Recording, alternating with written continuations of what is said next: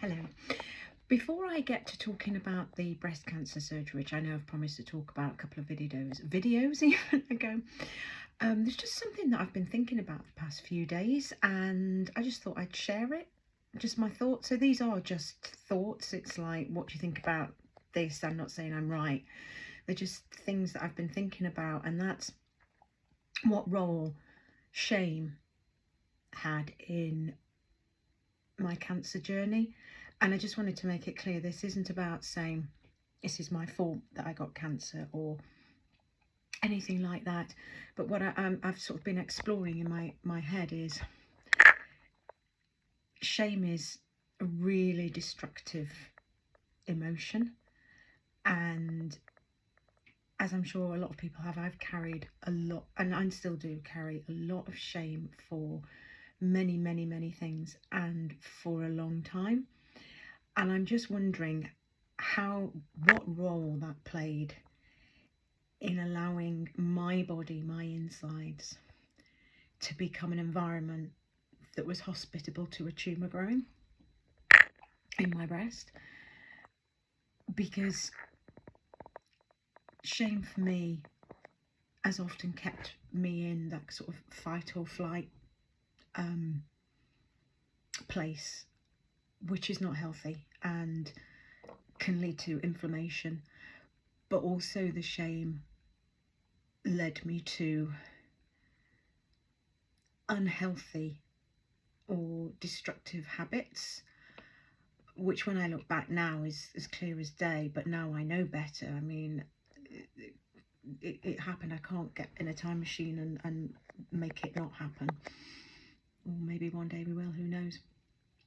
But things like, at the age of 16, I started smoking, and I did that because I wanted to fit in, but it was also because I carried a lot of shame, which made it really difficult for me to feel that I fitted in. And I very quickly became addicted to the smoking, knocking things over. And I started consuming alcohol around about the age of 15. I mean, I'd steal it from my parents' drinks cabinet, not massive amounts, and I never really had a problem with alcohol, so I could go a long period of time and not drink it. But when I did drink, I would consume quite a lot. And at the age of sort of 16, 17, 18, 19, my frontal lobe wasn't fully developed, so I was still a child. And what damage did that do to my brain cells? What inflammation? We now know just how toxic alcohol is. It's I don't know the stats. I can find them. I can't remember them off the top of my head, but the percentage increase of a recurrence of breast cancer through alcohol, is it 20-something%? Possibly. Even my GP said it's the single best thing I could have done, stop drinking alcohol for my health. But that's all for another video. So there's two destructive behaviours straight away: smoking, alcohol, of which I do neither, but when I quit smoking I moved on to vaping. And these were all coping mechanisms, but I also had a shopping habit which got out of hand, and I did rack up credit card debt that I had to pay off. It took me a long time, and that led to more shame. And these were all coping mechanisms because of shame that was already there in the first place. Is any of this, I know I'm probably rambling, but I'm just exploring myself of how much of those feelings and that destructive behaviour laid some of the groundwork to my body being hospitable to a tumour.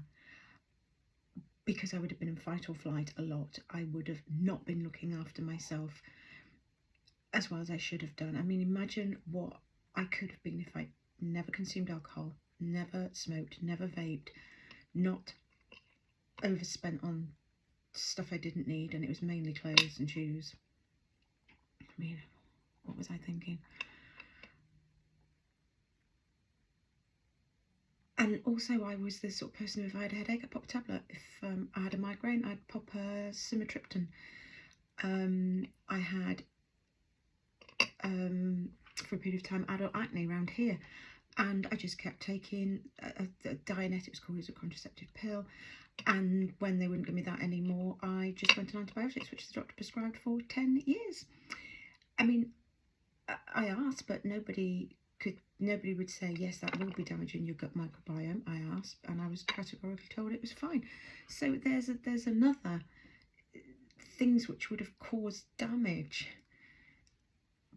But why was I getting adult acne? I now know that it was probably highly likely that my hormones were out of whack. And if I'd have known that, I could have explored that, but I didn't know that. I only know that now. And I would just layer them with makeup, which is full of toxins, which would make the problem worse. So, and round we go. And I'm conscious that this is probably a really boring video, and I'm just sort of speaking aloud, really. I guess it's the version of what some people might journal about, and just, it's like an exam question, isn't it? What role does shame play in ill health? Discuss. Because it's just something I'm interested in. And where does that shame come from? Well, I talked about in my early videos about strabismus, lazy eye, the eye defect from my first 18 months of life, and I've been ashamed of that all of my life. I remember getting some feedback from somebody in one of my first jobs. She was a lovely lady, Catherine Brindley her name was. I don't think she's with us anymore, and she worked in HR, and she gave me some sort of feedback for development, and she said that I didn't make eye contact, and I needed to build trust with people. And the shame I felt because I wouldn't make eye contact, because I didn't want people to see how bad the lazy eye was. I was very ashamed of it. And society, teachers, friends, even my family, not on purpose but inadvertently, compounded that shame by, oh, why are you so clumsy? Why can't you catch a ball? Not including me in things because, oh, don't bother asking Claire to play tennis because she can't hit a ball. All of those things just made me feel more shame. And then the shame came from the fact that I started smoking. I was terribly ashamed of that. I wish I hadn't done it, but then I was addicted. Although I did quit like that with the Alan Carr method.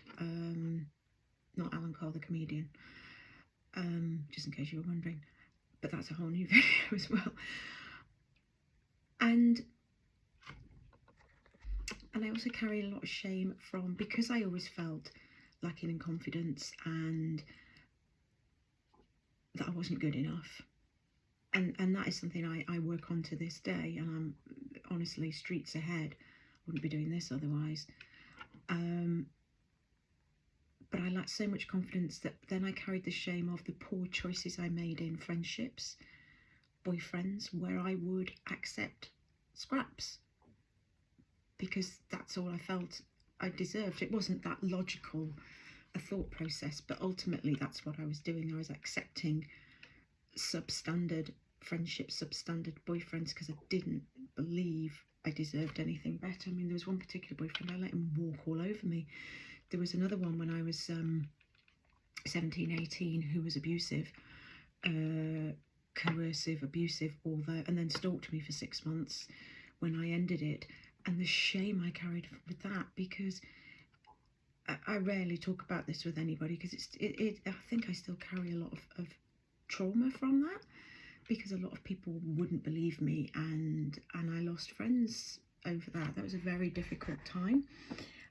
And I think coercive relationships weren't even sort of recognised as a thing in the 90s, 1990 that would have been. But anyway, that's a whole new video, a whole different video. But there was shame from that, and then there was the shame from the overspending, which I was doing because I didn't feel good enough, and I wanted to fit in and wanted to have the right clothes, because I thought if I had the right clothes or the right shoes, they'd make me feel more attractive, because I didn't feel attractive because I had an eye defect, and just round and round and round it went.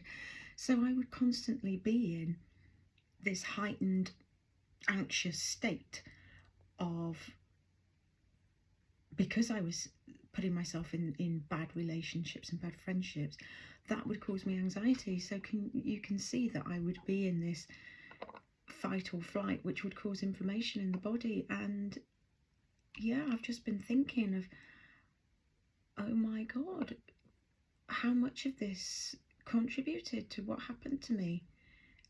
And I'm so pleased that I've started sort of this transformation journey in really looking at that. And it is hard. It's really hard to look at those parts of yourself, the parts of yourself that you are ashamed of and you're not proud of, and somehow letting that go. And then you might ask, how do I do that? Well, it's a work in progress, but the meditations helped. I did have some therapy just after the cancer. I had tried a couple. I tried internal family, what's it called? IFS, internal family systems. That's it. Sorry. I tried one of Marissa Peer's students, the hypnotherapy. I'll talk more about that in another video. Excuse me. But I also, you know, a lot of the things I do from the TMS space of things to make me feel safe have really helped. So that's how I deal with it.